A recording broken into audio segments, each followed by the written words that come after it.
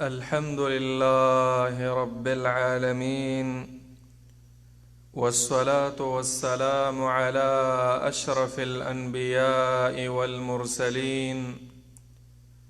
محمد وعلى آله وصحبه أجمعين. أما بعد، فأعوذ بالله من الشيطان الرجيم. بسم الله الرحمن الرحيم. عن أبي هريرة رضي الله عنه قال: قال رسول الله صلى الله عليه وسلم: لا تقدموا رمضان بصوم يوم ولا يومين إلا رجل كان يصوم صوما فليصمه، متفق عليه. وعن عمار بن ياسر رضي الله عنه قال: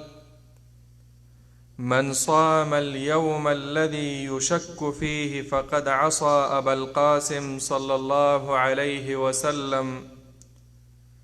ذكره البخاري تعليقا، ووصله الخمسة وصححه ابن خزيمة وابن حبان. وعن ابن عمر رضي الله عنهما قال: سمعت رسول الله صلى الله عليه وسلم يقول: إذا رأيتموه فصوموا، وإذا رأيتموه فأفطروا، فإن غم عليكم فاقدروا له، متفق عليه. زما محترم ورونو، د بلوغ المرام کوم چې د حافظ ابن حجر العسقلانی رحمه الله مشهور کتاب دی، هغه ابن حجر چې د صحیح البخاری یو نایابه یو بمثال شرحه یې د امت ته په تحفه کې ورکړې، نو د هغه دا مختصر کتاب تقریبا د اسلام هغه ضروری احکام چې مسلمان ورته په ورځ او شپه کې ضرورت لري، هغه یې ډېر په ښکلي انداز کې په دې کتاب کې راجمع کړي دي. نو کتاب الصیام دا په دې کتاب بلوغ المرام کې یو خاص کتاب امام ابن حجر رحمه الله د دې روژو د پاره خاص کړی دی. کتاب لغت کې معناوم دا د جمع کول د یو شیز. کتاب تم کتاب ځکه وایي چې په یوه موضوع باندې مختلف احادیث مختلف آثار پکې راجمع وي. او الصیام روژې ته ویلی کېږي، صیام یا جمع د صوم ده د روژو، او صیام روژهدارو ته هم ویلی کېږي. خو دلته ترنه مراد چې د روژې متعلق یو څو احکام ضروري مسئلې.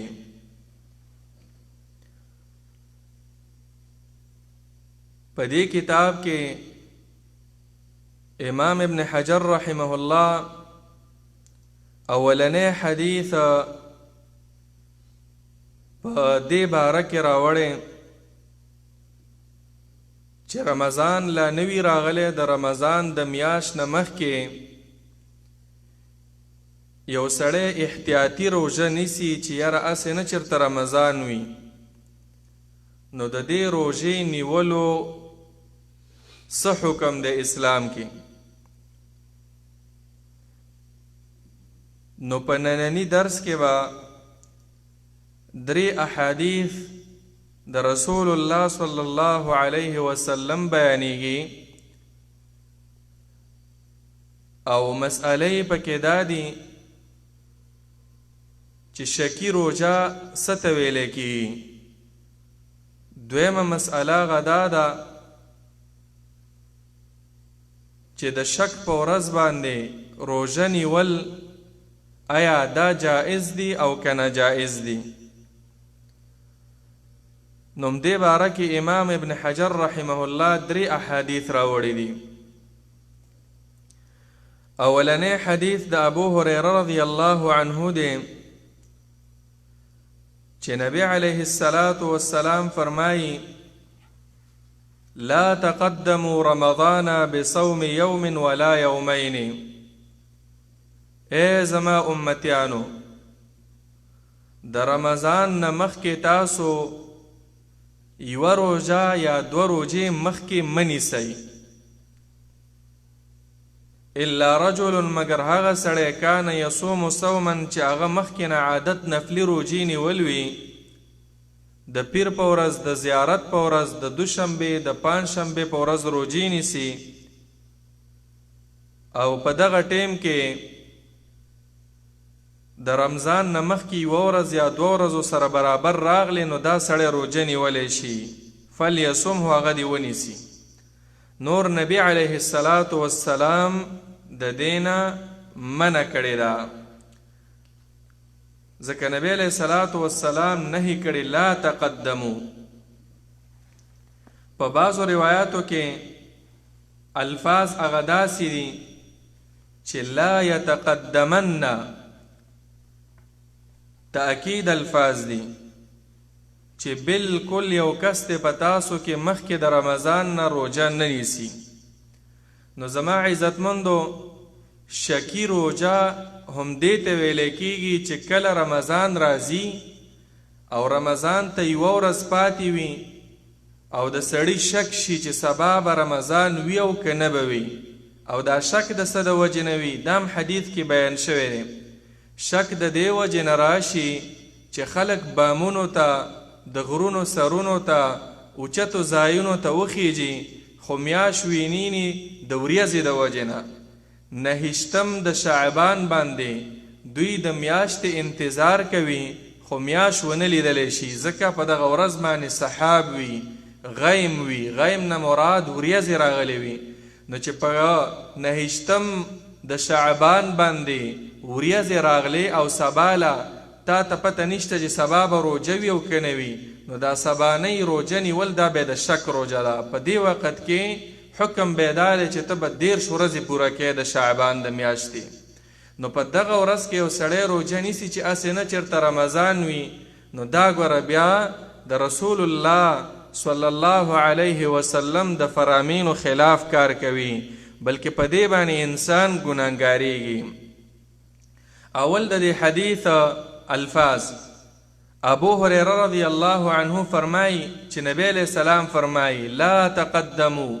لا تقدمو معنا دا ده مخکې کېږئ تاسو رمضان د رمضان د میاشت نه. ګورئ په دې حدیث کې یوه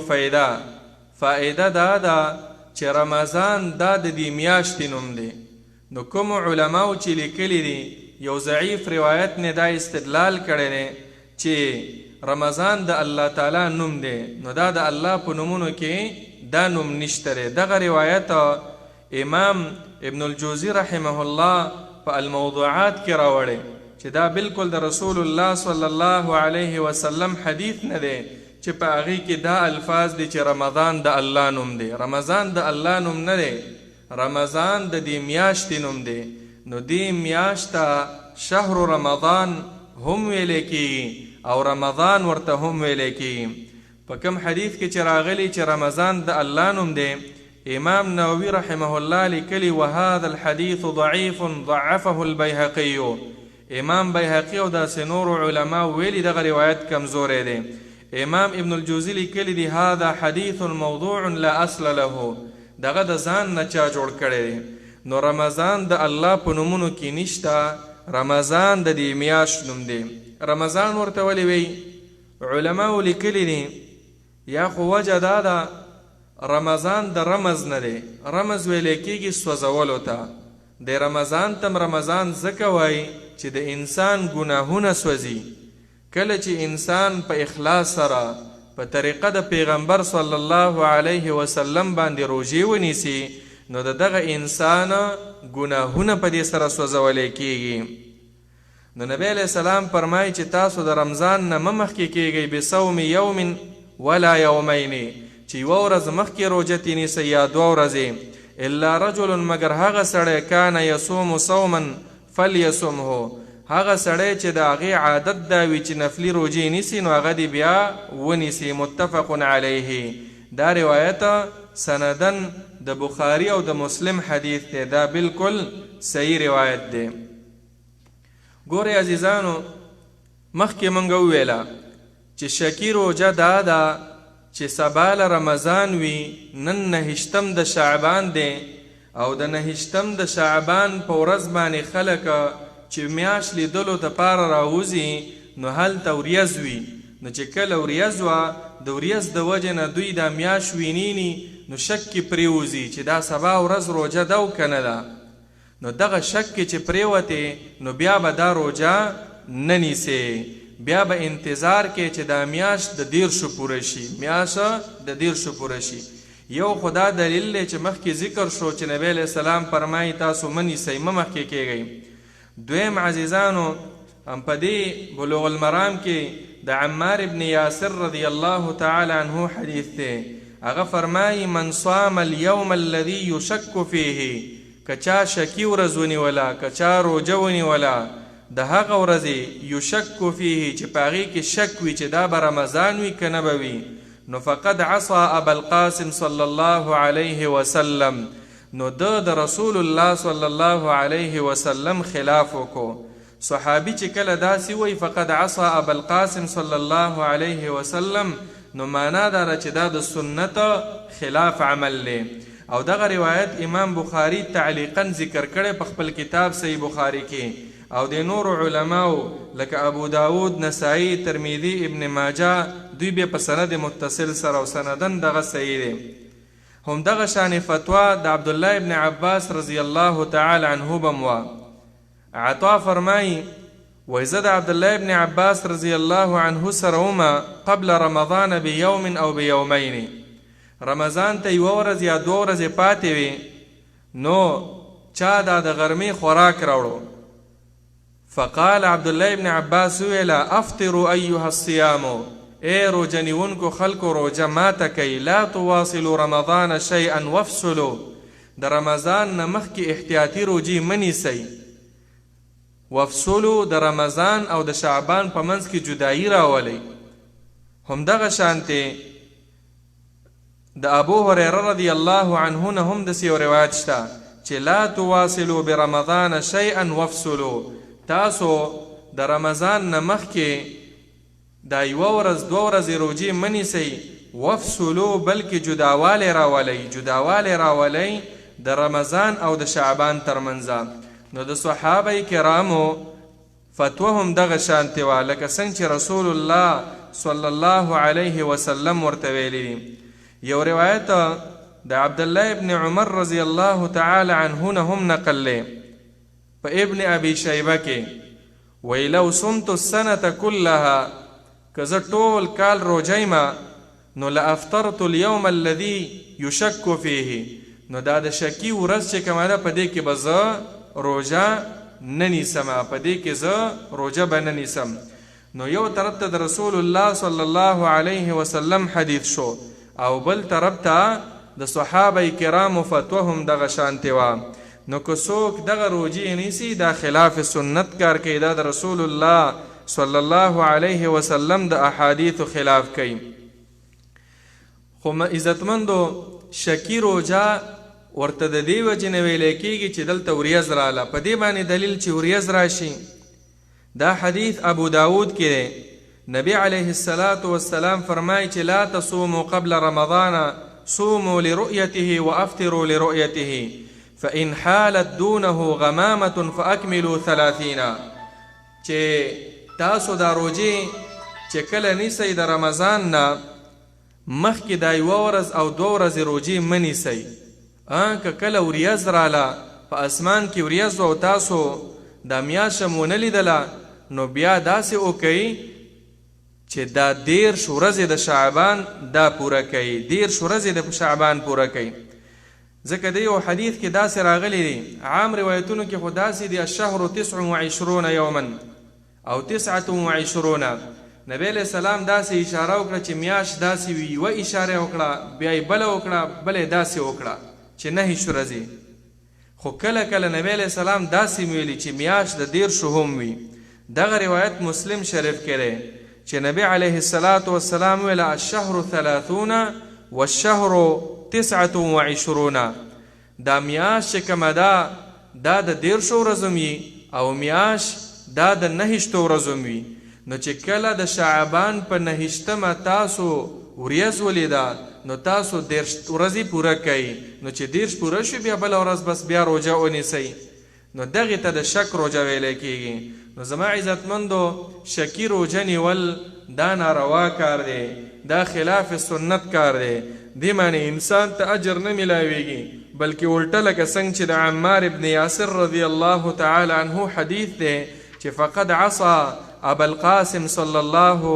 علیه وسلم دغه انسان د رسول الله صلی الله علیه وسلم خلاف کړي ورپسې دریم حدیث د عبد الله ابن عمر رضی الله تعالی عنه دی هغه فرمایي سمعت رسول الله صلی الله علیه وسلم ما د نبی علیہ السلام نه اوریدلی و چې هغه به فرمایل اذا رأیتموه فصوموا کله چې تاسو د میاشت د رمضان وینئ نو روژه ونیسئ او چې کله بیا تاسو د شوال میاشت وینئ بیا روژه ختمه کوئ فإن غم علیکم فاقدروا له که چیرې د شعبان په اخرنۍ ورځ په تاسو باندې تیاره راغله یعنی وریځې رالې نو بیا فقدروا له بیا حساب وکئ اندازه ولګوئ ځکه فقدروا له مسلم کې الفاظ داسې دي فقدروا 30 تاسو 10 ورځې پوره کوئ په روایت د ابو هریره کې هم داسې دي فاکملوا عدة شعبان 30 تاسو د شعبان دغه ورځې 10 پوره کوئ د ننني درس خلاصه په دې دریو احادیثو کې هغه دا وه چې شکی روژه هغې روژې ته ویلی کیږي چې 9 د شعبان باندې سړی وریځې ویني یو صورت دا دی دویم صورت دا هم دی علماو لیکلي چې میاشت نه وي لکه اوس مثلا د یو سړي دا اعتقاد وي دا نظر وي چې میاشت په سعودي کې ولیدلی شي د پاکستان والا ورسره روژه نیولی شي نو میاشت خو دلته یوه ورځ اکثره مخکې وي نو دی هلته شک کې پرېوځي چې زه اوس دا ونیسم که ونه نیسم نه چې عقیده دې دا وي چې د سعودي رؤیت ستا دپاره دلیل دی نو بیا به روژه نیسي بیا به شک نه کې چې وی نیسم که وی نه نیسم دا هم پکې علماو ذکر کړي دي نو د شک روژه دا ماتول فرض دی دا نیول نه دي پکاره او د شک روژه چې ختمیږي نو د دې حدیثو په رڼا کې هغه هم دغه شان ده چې سړی به 10 ورځې د شعبان دا پوره کوي او دا تقریبا اتفاق د اهل علمو دی په دې کې آخري خبره د دې درس متعلق هغه دا ده زما عزتمندو سامعین ورونو د رسول الله صلی الله علیه وسلم د احادیثو سره ځان اشنا کول پکار دي الحمدلله ځای په ځای د قرآن درسونه کیږي د قرآن درس مونږ اورو ډیر اجرونه دي په دې کې خدا هم یاد وساتئ چې د رسول الله صلی الله علیه وسلم حدیث اوریدل او دا ویل چې دا په بخاری شریف کې دی دا په مسلم شریف کې دا ګوره معمولی مسلې نه دي نبی علیه السلام داسې خلکو ته دعا کړې ده فرمایي نبی علیه السلام نضر الله امرأ سمع مقالتي الله دې د هغه خلکو مخونه تر و تازه کي چې هغه زما حدیثونه اوري او بیا یې یادوي بیا یې خلکو ته رسوي نو د رسول الله حدیث اوریدل د انسان مخ تازه کیږي دنیا کې په دې مخ کې رڼا پیدا کیږي او په آخرت کې هم د دوی په مخونو کې به رڼا وي نضر الله امرأ یو مطلب دا دی چې الله دې جنت ته بوزي ځکه د جنتینو دا مخونه دا به رڼا کوي نو کوشش دا کول پکار دی چې د رسول الله صلی الله علیه وسلم احادیث دا مونږ په شوق سره واورو په محبت سره واورو کوم علما چې د حدیثو درسونه کوي بار بار په دې باندې ځان مشغول کو د قرآن فضایل خو الحمدلله ټولو مسلمانانو ته معلوم دي خو نن سبا دا یو مشکل دی چې احادیثو سره د خلکو مینه نشته د احادیثو درسونو له داسې ډېره توجه نه ورکوي حالانکې دا قرآن چې کامل دی دا په دې حدیثو باندې الله رب العالمین د دې قرآن د اتمام دپاره د قرآن د شرح دپاره خپل پیغمبر را لېږلی محمد رسول الله صلی الله علیه وسلم. نو د رسول الله صلی الله علیه وسلم احادیث اوریدل دا انسان ته ډیره فایده ورکوي. الله رب العالمین دې موږ او تاسو ټول په رسول الله صلی الله علیه وسلم په احادیثو پوی کې، او رب العالمین دې زمونږ او ستاسو شوق او رغبت او مینه او محبت د نبی علیه الصلاة والسلام د احادیث سره پیدا کی. آمین یا رب العالمین. وصلی الله تعالی علی خیر خلقه محمد.